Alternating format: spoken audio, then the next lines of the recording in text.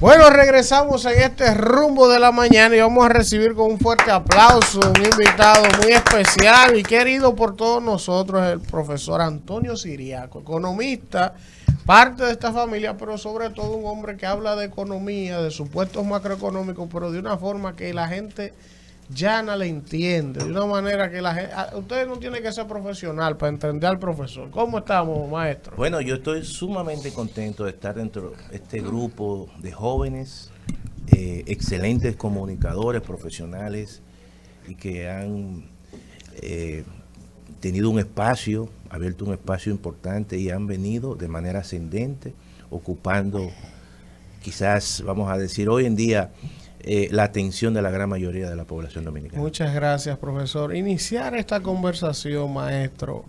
Hay muchos temas en economía a lo que la gente tiene que prestarle atención y el gobierno también. Inflación, crisis pospandemia. Está ahí, vi una misión del FMI que anda por aquí, que me gustaría que alguien me explique qué es lo que busca. Entonces, maestro, tenemos el tema ahora de que han aprobado ya definitivamente el Ejecutivo promulgó la ley de tasa cero aranceles a los productos. Hay resistencia de los industriales, del propio CONE, de los productores. ¿Cómo evalúa usted esta medida, Siriaco? O sea, el gobierno me dice, es un tema de 6 meses, pero a mediano y largo plazo, eso para mí de manera personal no tiene una lógica. Entonces, ¿por qué el empeño de enfocarnos en esto en vez de fortalecer la producción nacional? Hasta la FAO se lo dijo. Usted como economista entiende que la medida de esta aprobación de ley va a tener un impacto real en los productos de primera necesidad, en el precio. Mira, yo creo que la situación es sumamente difícil. Te quiero hacer un paralelismo recientemente con una medida que tomó el presidente Andrés Manuel López Obrador en México, precisamente para atacar la inflación, porque es un tema de carácter global, vamos a decir. Y lo mismo hizo el presidente, lo hicieron en Colombia, pero esto fue acompañado de políticas públicas de mediano y largo plazo para fomentar el desarrollo de la producción nacional. ¿Por qué? Porque cuando tú aplicas una tasa cero, y la tasa cero, recuerden ustedes que siempre está vinculada con los procesos de apertura de la economía. Cuando tú abres la economía y tú pones una tasa cero, tú le estás poniendo una competencia al productor nacional. Y de una forma u otra, esto va a perjudicar y va a afectar a algunos, y quizás al sector más importante. Cuando uno ve la gama de productos, de los 67 productos, tú observas que el producto más importante ahí es el pollo. El pollo, la producción avícola en la República Dominicana ha sido exitosa. Aquí incluso hay excedente de producción de pollo. Aquí se producen 18 millones de unidades mensuales de pollo. Y hay una industria que genera un excedente y se vende en la frontera con Estados aquí. Entonces, ¿qué significa eso? Eso significa que si tú vas a importar el pollo a tasa cero, que no va a venir de ningún país donde ya la República Dominicana tiene un acuerdo de libre comercio, sino que va a venir de Brasil, que tiene una industria avícola mucho más competitiva que la de Estados Unidos, entonces tú le estás vis a vis poniendo una competencia a un producto tan importante que tiene una ponderación muy grande en la canasta básica. Y yo creo que eso es un elemento que el gobierno luego reformuló la ley y se aprobó tomando en consideración, creando una comisión, y que esa comisión va a determinar el número y el volumen que se va a importar.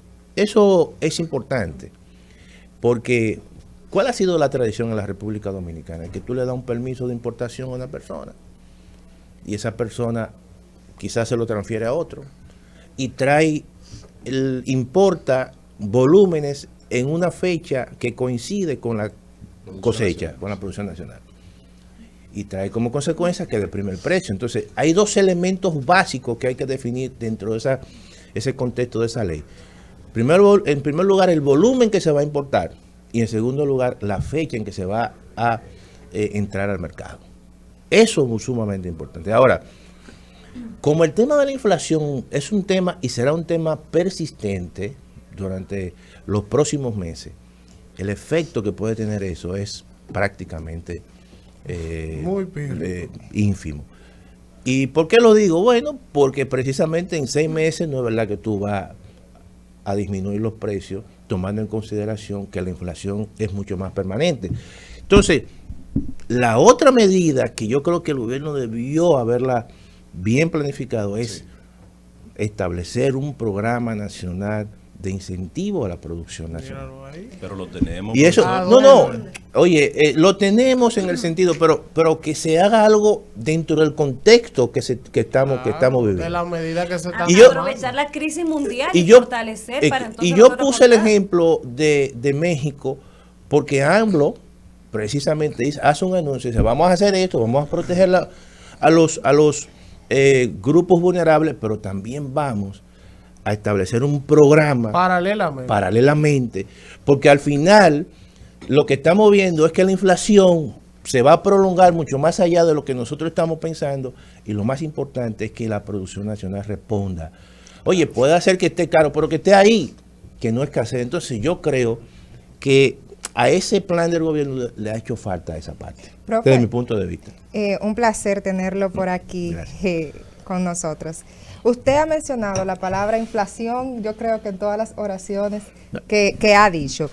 ¿Cómo afecta la inflación al crecimiento económico de la República Dominicana? Porque el día de ayer salía a todos los medios de comunicación el tema de que el Banco Central ha indicado que la República Dominicana ha crecido. Entonces yo digo, pero hay un tema inflacionario, entonces la economía en algún momento tiene que sufrir una contracción.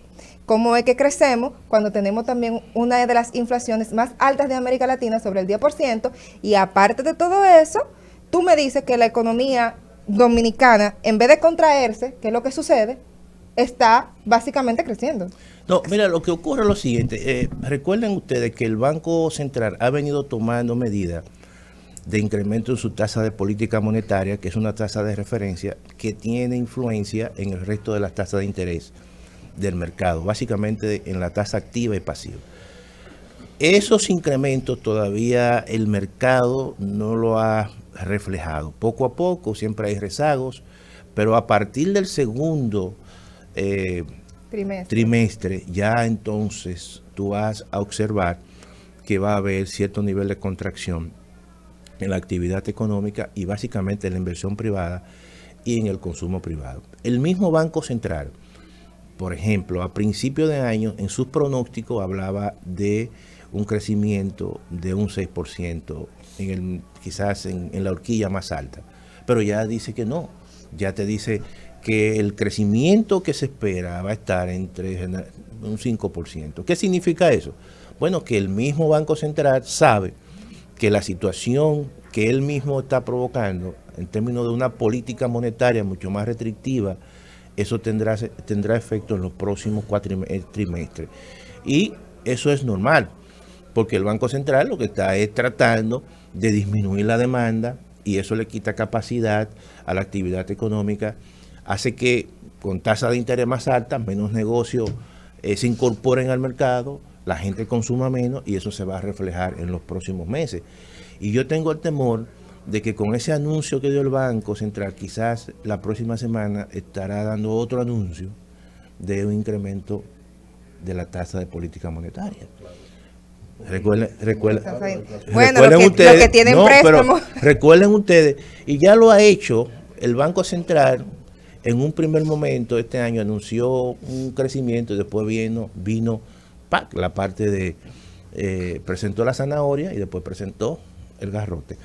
Entonces, ¿qué ocurre? ¿Por qué digo esto? Porque en el día de ayer la Reserva Federal de los Estados Unidos incrementó su tasa de política monetaria o la tasa de los fondos federales. Y eso claramente está enviando una señal diciendo que la política monetaria en Estados Unidos se va a encarecer, que las tasas de interés se van a incrementar y para evitar entonces salida de capitales, la República Dominicana tendrá que en las próximas semanas tomar también medidas. Profesor, la semana pasada decía el gobierno que ha subsidiado alrededor de 10,000 millones de pesos al tema de los combustibles, ¿Qué representa eso para la economía dominicana cuando eso no estaba contemplado, por ejemplo, en el presupuesto, ese subsidio a los combustibles? Y ya en lo que va de año hablamos de 10.000 millones de pesos. Mira, cuando uno analiza la ejecución del presupuesto, todo parece indicar que el gobierno ha venido en algunas partidas retrasando proyectos importantes de inversión. Entonces, si de repente tú encuentras que en los primeros 3 meses el gobierno presentó un balance primario positivo, entonces tú analizas de dónde vienen esos recursos, porque gran parte de esos recursos lo están utilizando precisamente para subsidios que no estaban planificados. ¿Y qué está ocurriendo? Bueno, que el gobierno está disminuyendo el gasto de inversión. Tan simple como eso. Entonces, muchos proyectos los retrasa, muchos proyectos que tenía quizás asignado una cantidad de recursos, ¿verdad?, no se lo asignan y se lo asignan entonces para fines de el gasto en subsidio. Con el perdón de Manuel, yo le he estado dando mucho seguimiento a ese tema de la inversión pública, porque uno asume, o sea, hay principios de economía que cuando hay una crisis tan fuerte como la que estamos viviendo, las empresas se afectan, el dinamismo económico se afecta, entonces la inversión pública se incrementa, tú generas un dinamismo para complementar eso. Entonces, cuando tú en medio de la crisis tienes también una disminución en el gasto público, evidentemente eso agudiza la crisis. Claro, claro. Entonces, el mismo gobierno ha estado admitiendo la incapacidad de ejecutar el presupuesto. Claro. Pero entonces vienen y nos dicen, son históricas las reservas del Banco Central. Dígame si es que el dinero que ellos han cogido y no han tenido la capacidad de ejecutar, ese dinero que está en reserva, que ellos están diciendo que son históricas. Mira, hay varios elementos que se combinan. Recuerden ustedes que la República Dominicana en el año 2021 tuvo un incremento bastante fuerte de las remesas. Y las remesas han venido incrementándose. Cuando uno analiza este año, el monto de las remesas son mucho mayor que en años normales, pero menor que en el año 2021. Entonces eso ha tenido cierto nivel de influencia en el monto de las reservas del Banco Central, pero también eso que tú has dicho, hay recursos que por una u otras razones no han tenido capacidad de ejecución y eso está ahí. Entonces, son varias cosas combinadas. Entonces, claro, esta situación, y yo creo que quizá lo están haciendo de forma deliberada por el mismo hecho de que eso mantiene quizás un mercado cambiario un tanto tranquilo en tiempos de inflación, porque eso también hay que decirlo. Yo creo que la política de acumulación de reserva que ha hecho el Banco Central, en ese sentido, de mi punto de vista, ha sido positiva. Positiva en el sentido de que ha mantenido en una situación como la que estamos viviendo un mercado cambiario relativamente estable. Y eso forma parte de la historia económica de la República Dominicana. Gran parte de la crisis en la República Dominicana se han expresado en situaciones de alta volatilidad en el mercado cambiario. Maestro, mire, usted sabe que yo que nací, me crié en un barrio, me gustan mucho los refranes coloquiales. Siempre que uno escucha, por ejemplo, a una persona diciendo Luis Abinader es el presidente histórico que no hemos tenido, el más que sé yo qué, cuando uno escucha eso, o escucha diciendo Leonel es el hombre, y Danilo sin ti el país se muere, uno de una vez que viene a los barrios uno dice, ese huevo quiere sal. Inmediatamente, eso es lo que quiere. Claro. Entonces, hasta donde uno sabe, maestro, hasta donde uno sabe, en este momento no tenemos acuerdo stand-by con el Fondo Monetario, hasta donde uno sabe, ¿verdad? Entonces, vi en esta semana al gobierno, el Banco Central, que revisando la salud de la economía con una comisión del Fondo Monetario Internacional. ¿Será sal que quiere ese huevo, maestro? ¿Usted que visualiza? Porque, ¿qué busca esta gente? Tú sabes, mira, a mí me llamó poderosamente la atención esto. Siempre hay que ver la política del Banco Central dentro de un contexto también de hacer un marketing. Ok. Y eso no es nuevo. Ok. Tradicionalmente, a partir del artículo 4 de la Carta Constitutiva del Fondo Monetario, ellos evalúan de forma periódica las economías que son miembros, los países que son miembros del Fondo Monetario Internacional. Ahora, ¿qué ocurre? Que muchas de las informaciones, porque el Fondo Monetario Internacional es un organismo multilateral, claro, que actúa con mucha diplomacia. Cuando uno analiza y uno lee los comunicados del fondo, que muchas veces se hacen previo en coordinación con el Banco Central, siempre tratan de establecer un comunicado muy diplomático. Ahora, nosotros, los economistas, vamos a las fuentes originales, al documento que sirve de base de ese comunicado, que tradicionalmente lo publican con la autorización del mismo Banco Central, cuando debería ser una publicación sin esa autorización. Entonces uno ve el documento en bruto y uno ve entonces las informaciones. Siempre los comunicados que hace el Fondo Monetario con respecto a la economía dominicana, si ustedes se ponen a analizarlo, a revisar toda esa semiótica, prácticamente no hay mucho cambio de uno con otro. Te dice que la economía dominicana está con crecimiento, y después entonces dice hay que hacer reforma. Siempre viene con... Ahora, lo real es que la economía dominicana este año tendrá un crecimiento, obviamente, que yo creo que o será cercano al 5 o por debajo del 5. Yo creo que estará por debajo del crecimiento potencial si sigue el tema de la inflación. ¿Por qué?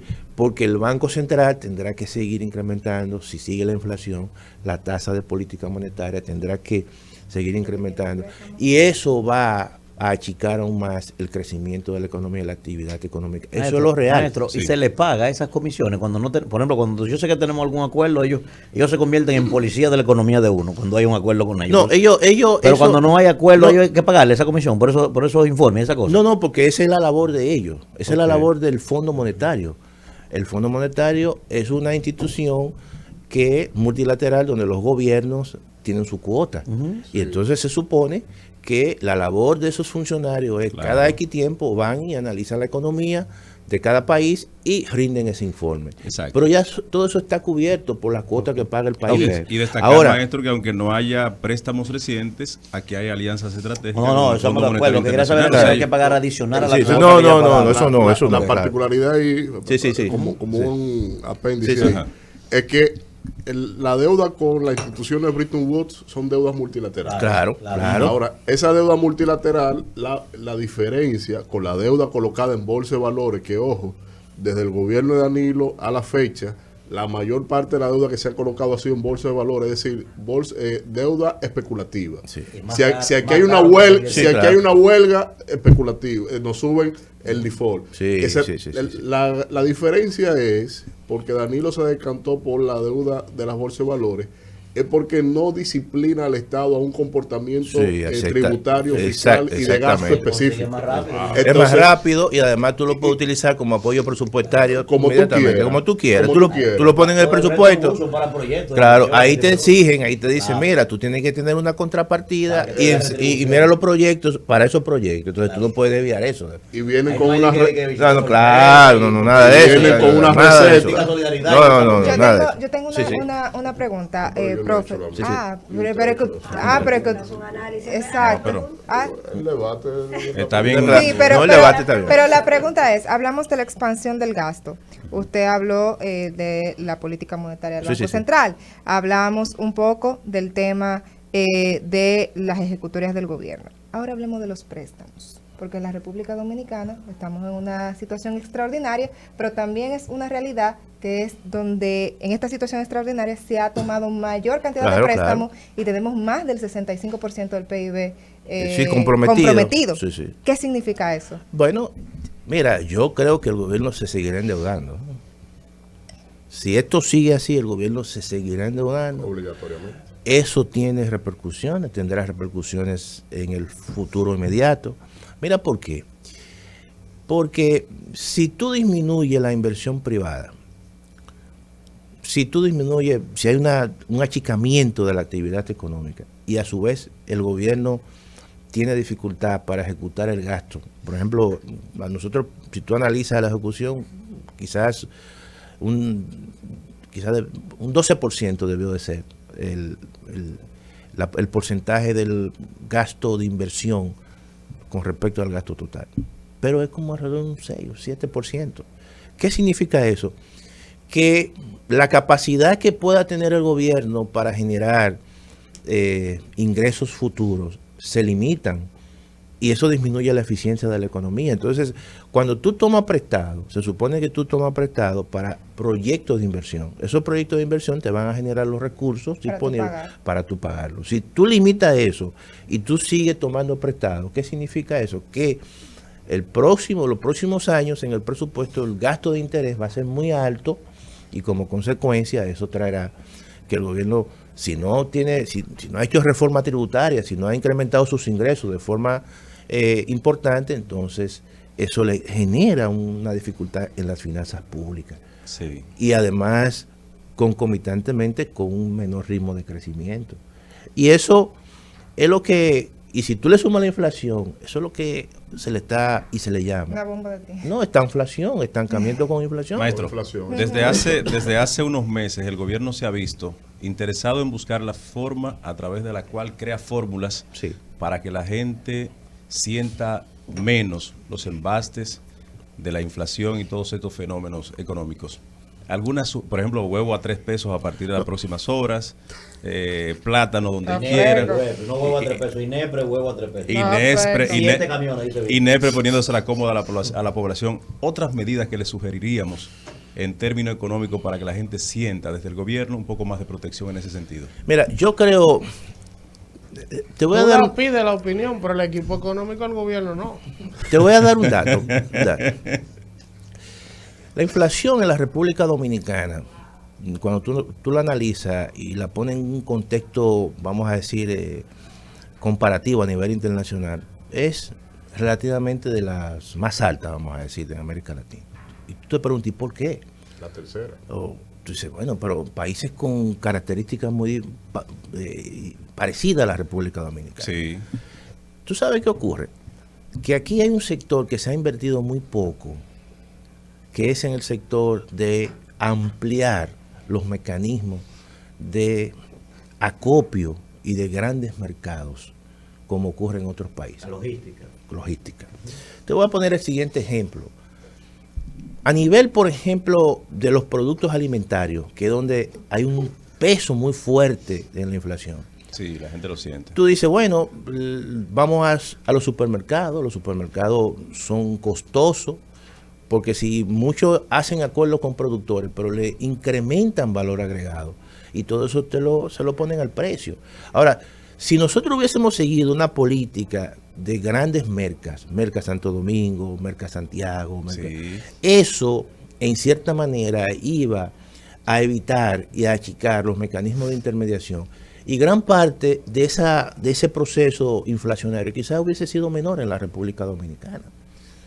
Ahora, el gobierno tiene dos medidas, dos frentes que tienen que seguir adelante, que es seguir subsidiando a los grupos de menores ingresos, en primer lugar, y en el caso, por ejemplo, de los alimentos, el caso de los combustibles, que son los dos factores que inciden mucho en la inflación. Así es. Profe, pero hay uno de los factores que es el subsidio a los sectores más marginados, que si bien es cierto es positivo, te está dando un indicador de que la tasa de pobreza también ha aumentado. No, claro. El índice de pobreza. No, pero es Sí. que o sea, los datos indican que la pobreza se ha incrementado en la República Dominicana, incluso al margen de los apoyos directos monetarios que se le están dando a los grupos vulnerables.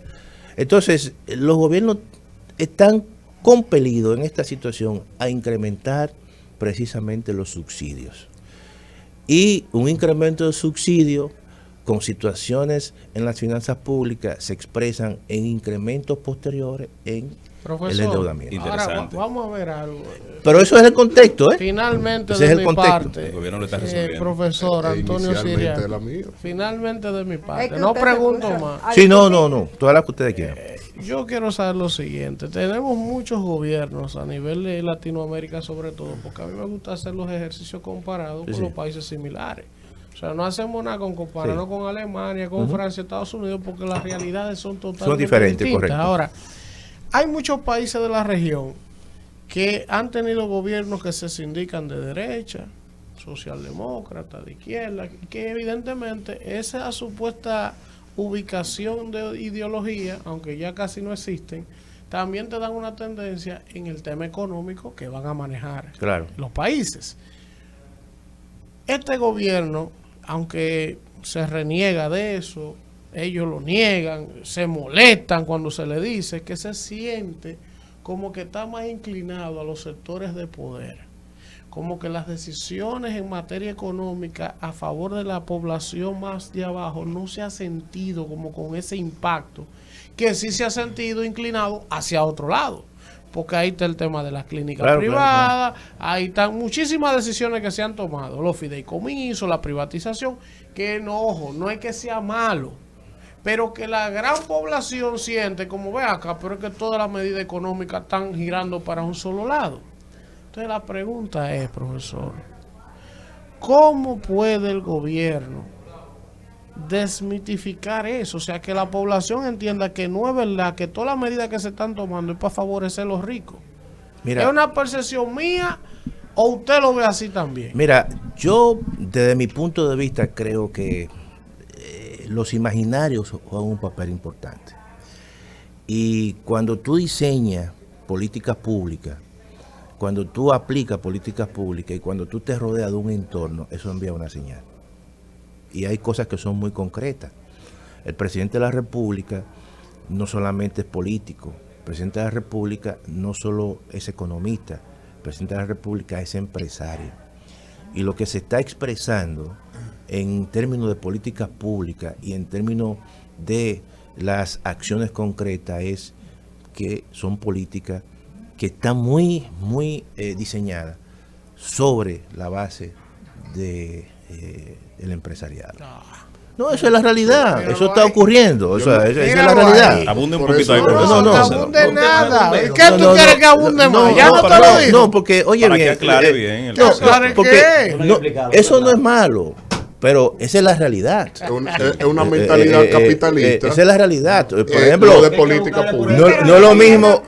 Esa es la realidad. Los empresarios que gobiernan quiebran los estados. Yo no estoy diciendo, pero yo no estoy diciendo que eso es malo. Yo estoy diciendo que generalmente las acciones de políticas públicas yo que fui que hice la pregunta quedé satisfecho con entonces, ¿qué ocurre? Por ejemplo, cuando tú hablas de fideicomiso, que es una figura que ya estaba en la ley hipotecaria, sobre desarrollo hipotecario, pero que no estaba definido como público, sino que se hacía mención en el reglamento. Entonces tú dices, bueno, ya ahí y se establece, vamos a hacer un fideicomiso, no sé, de Punta Catalina. Bueno, pero Punta Catalina es un activo público, claro, que te está generando $300 millones al año. Entonces tú dices, ¿cuál es el problema? O sea, tú puedes armar un fideicomiso o armar una alianza público-privada por razones de que tú no tienes recursos o que hay un activo del Estado que tiene problemas. Entonces, mira, eso tiene demasiado problema y vamos nosotros a buscar una alianza con el sector privado. Pero hay cosas que tú no le encuentras sentido. Entonces yo creo que cuando tú envías una señal así, entonces en el imaginario de la gente dice, pero espérate. Le quiere entregar todo al sector privado. Y además otra cosa, que tú tienes un entorno, ¿verdad?, de funcionarios que, bueno, no son hijos de machepa. Digo, yo estoy hablando personalmente. Entonces, ahora todo le dicen eso, Popi. todo eso hay que cuidarse, en ese sentido. Entonces, porque la señal que tú envías, eso es así. La gente, y puede estar dentro de las mejores intenciones, pero la señal que está enviando, la gente lo capta de esa forma. Pero no estoy diciendo que no es malo. Mira, el año 2021, lo que hay que equilibrar, cuando la economía creció, más de un 70% del crecimiento se dio al sector privado. Lo que sugerimos en ese sentido es el equilibrio. Por ejemplo, el próximo sábado el presidente va para Guachupita. No, claro, y eso está bien. Equilibrio. Claro, eso está bien. ¿Para dónde va? Guachupita. Yo creo que primera vez 2 años que va. No está escuchando el presidente. ¡Que baje! No, pero pregunte con quién va. Él no lo está escuchando. ¿Usted sabe con quién va? Luis no lo está escuchando. Luis lo que está leyendo encuestas. Pues dígalo. Y obviamente estamos viendo en función a ella. Ahora bien. Pues yo no Porque no quiere hablar y cuando le dan la oportunidad para entrarle a chuchazo, pregunte. Presidente del pueblo. Ahora, profesor, haciendo una especie aquí de diálogo platónico, pero proyectando escenario. Y volviendo al punto inicial, con el tema de la tasa cero, aprobada y promulgada. Son 67 productos, pero en realidad son subproductos. Claro. No son más de 7, 8, 9 variantes. Ahí lo fuerte es, mira, Las carnes. la parte de las carnes, Las pastas. y las habichuelas. Y los granos. Sí, los granos. Entonces, vamos a ver ahí. Nosotros tenemos todo eso a tasa cero del DERECAFTA. Y los precios han estado igual de caros. El mundo lo que tiene es inflación y escasez. ¿Dónde carajo vamos a conseguir eso? Primera pregunta. Lo otro es, ¿no es contradictorio para la estabilidad del mercado de divisas tú a incentivar importación a tasa cero para sacar más dólares de la economía, para hacer las transacciones en el exterior, y si eso no aumenta la inflación? Mira, te voy a decir, qué bueno que se puso otra vez el tema. Yo hubiese hecho esas importaciones a través del mismo Estado. Para que tú veas, En colectivo. Depende del objetivo. No, La cuota porque de es que, todos. supongamos lo siguiente, que se traiga pollo de un lugar barato, o se traiga habichuela de un lugar barato. ¿Cómo va a ser el mecanismo de distribución? Dice que va a ser a través del supermercado. ¿Qué garantía hay que un supermercado te pueda a ti transferir un precio? En caso de, tú tienes que concentrar en los tiempos de emergencia que el Estado lo pueda traer. Si tú reactivaste el INESPRE, tú dices, bueno, el INESPRE va a manejar temporalmente las importaciones y eso se va a manejar directamente por el Estado. Ahora, lo que tú has dicho tiene mucha razón. Ante un momento donde hay escasez, y va a haber escasez, incluso de algunos productos de uso masivo, como el caso, por ejemplo, de los papeles sanitarios, que va a haber escasez debido a la situación que está ocurriendo en China, de la tasa, la política de tasa cero, de COVID cero.